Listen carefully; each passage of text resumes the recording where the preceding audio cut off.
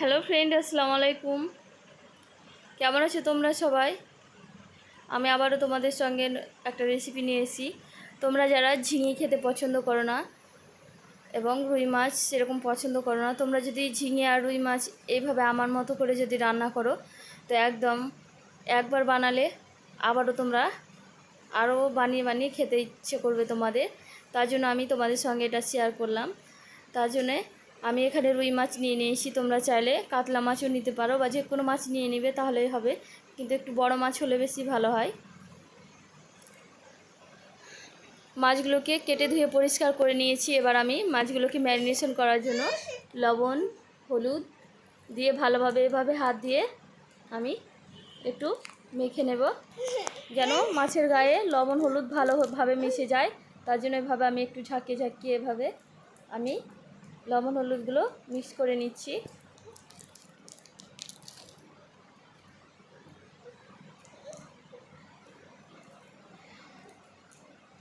আমার চ্যানেলটা তোমরা যদি নতুন হয়ে থাকো তাহলে আমার চ্যানেলটা সাবস্ক্রাইব করে বেল আইকনটা ক্লিক করে দিও, যেন আমার রেসিপিগুলো তোমাদের কাছে পৌঁছে যায়।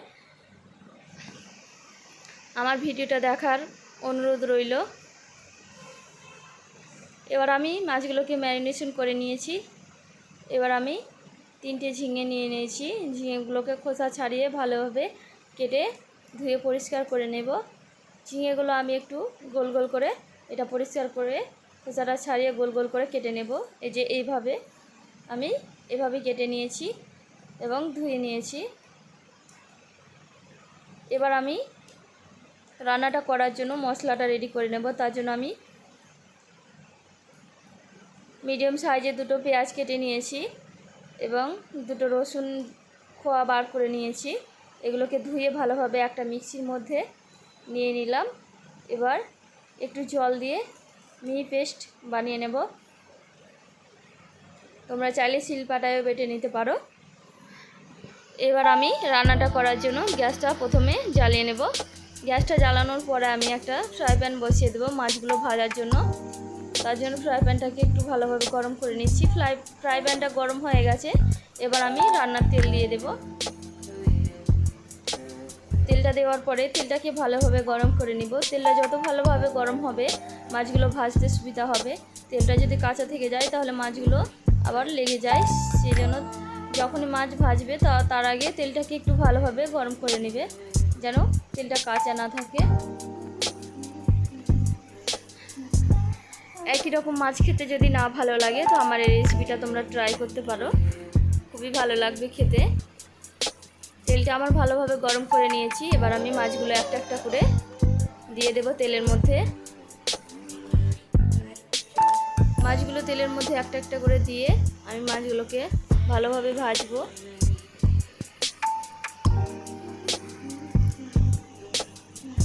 তোমাদের মাছ যদি ভালো লাগে কাতলা রুই বা চারাপোনা বা আরও অন্য কিছু মাছ তোমরা নিয়ে নিতে পারো। ছোট মাছে নিলে আমি ছোট মাছটা একটু কম ভাজি, তার জন্য আমি এটা একটু বড় মাছ দিয়ে করছি যেন রান্নাটা খেতে ভালো লাগে। ঝিঙে দিয়ে দেশি রুই মাছ অনেক টেস্টি হয় রান্না এবং খেতেও ভালো লাগে। তার জন্য আমি এটা তোমাদের সঙ্গে শেয়ার করছি এবং এটা ট্রাই করে তোমরা অবশ্যই দেখো এবং আমাকে কমেন্টে বলে যাও এই রান্নাটা কেমন লাগলো। আর আমার রান্নাগুলো যদি তোমাদের ভালো লাগে একটা শেয়ার করে দিও।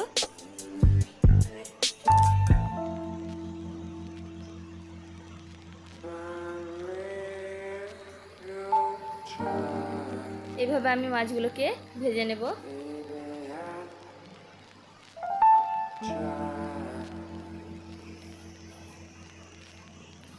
মাছগুলো ভাজা এক পিঠ হয়ে গেছে। আমি মাছগুলোকে আবারও উল্টে উল্টে একটা একটা করে এভাবে উল্টে দেব, যেন অন্য পিঠটাও ভালোভাবে ভাজা হয়। সেই জন্য এভাবে একটু উল্টে পাল্টে মাছগুলো ভেজে নিলে বেশি ভালো। একটু লাল লাল করে এভাবে ভেজে নিতে হবে। মাছগুলো যদি হালকা ভাজা হয় তাহলে ভেঙে যেতে পারে, তার জন্য একটু ভাজার সময় একটু ভালোভাবে ভেজে নেবে, তাহলে টেস্টটাও ভালো থাকবে। মাছগুলো ভাজা ভাজা একটু ভালো লাগবে খেতে। এভাবে আমি সবগুলো মাছ ভেজে নেব।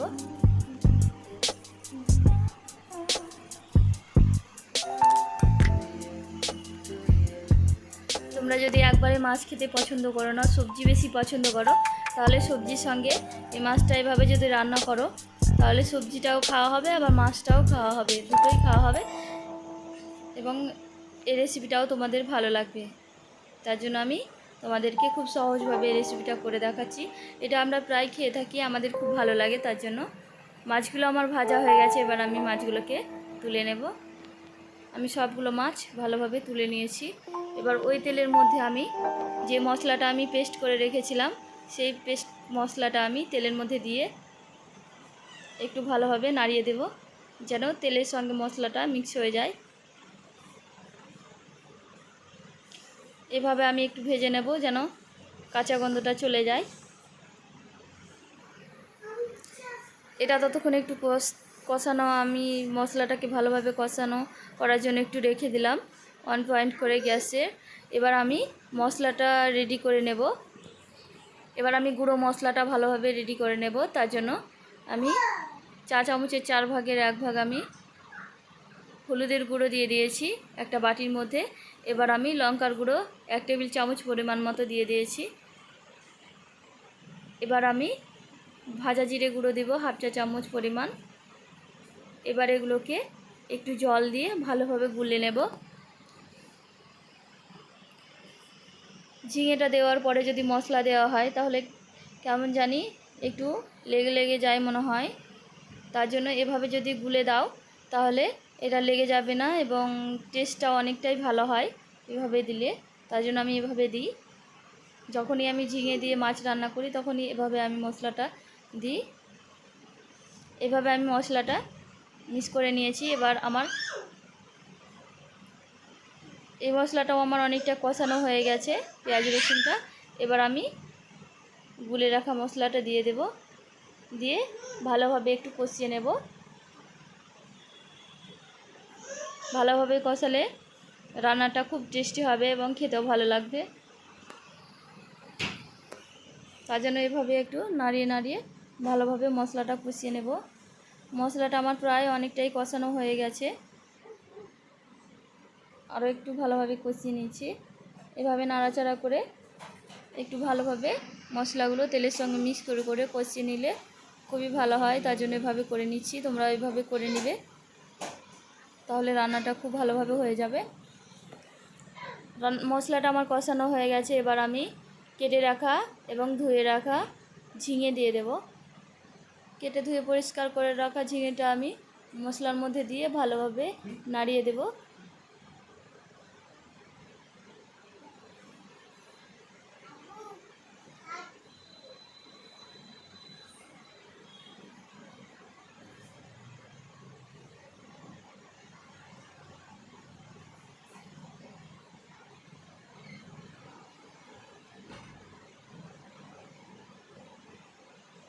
এবার আমি লবণ দিয়ে দেব 1/2 চা চামচ পরিমাণ।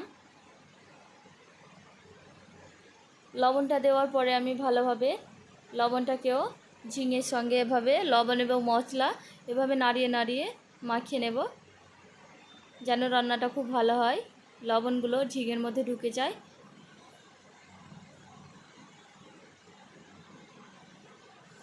লবণটা তোমরা তোমাদের পছন্দ অনুযায়ী দিয়ে নেবে, কমিয়ে বাড়িয়ে।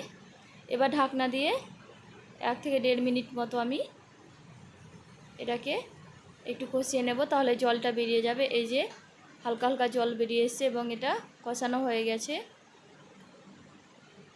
আরও একটু ভালোভাবে কষিয়ে নেব, যেন ঝিঙেটা অনেক টেস্টি হয়। তার জন্য ঝিঙে রান্না করতে সেরকম খুব সময় লাগে না, খুব অল্প টাইমের মধ্যেই রান্না হয়ে যায়। এভাবে ঝিঙেটা আমি কষিয়ে নিয়েছি।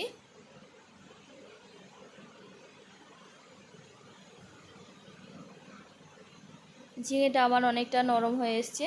এবার আমি জল দিয়ে দেব। তোমরা তোমাদের পছন্দ মতো জল দিয়ে নেবে, কমিয়ে বাড়িয়ে। যদি বেশি একটু ঝোল পছন্দ করো, তাহলে একটু জলটা একটু বাড়িয়ে দিয়ে দেবে। যদি না পছন্দ করো তাহলে ঝোলটা একটু কম করবে, তাহলেই হবে।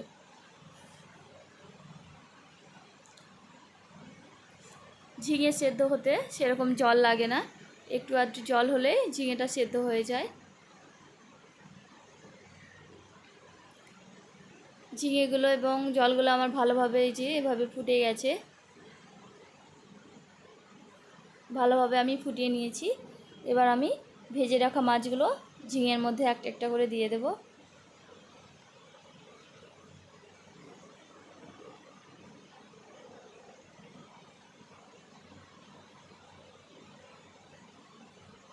মাছগুলো দেওয়ার পরে আমি একটু এভাবে নাড়িয়ে দেব যেন মাছের ঝোলগুলো মিক্স হয়ে যায়।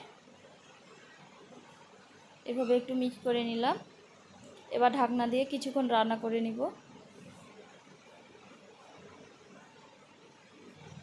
তোমাদের কাছে ধনেপাতা থাকলে ধনেপাতাটা কুচি করে তোমরা দিলে আরও টেস্ট হবে, রান্নাটাও খুব ভালো লাগবে। আমার কাছে ছিল না, তার জন্য আমি দিইনি।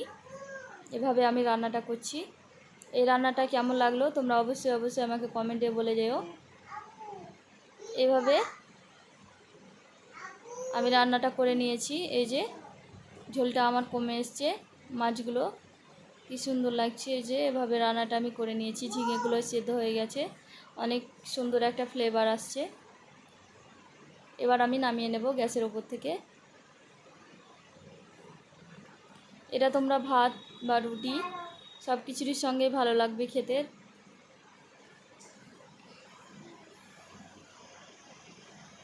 এই যে কি সুন্দর রান্নাটা হয়ে গেছে।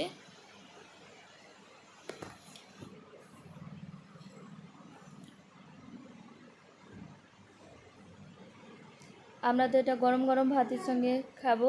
তোমাদের কোনটা বেশি পছন্দ, ভাত না রুটি, সেটা অবশ্যই কমেন্টে আমাকে বলে জানাও। এবার আমরা একটা থালায় ভাত এবং বাটিতে মাছ নিয়ে নিয়েছি। এবার এগুলো আমরা গরম গরম ভাতের সঙ্গে খাবো। তোমাদের কেমন লাগলো ভিডিওটা? ভালো লাগলে একটা লাইক অবশ্যই করো। টাটা।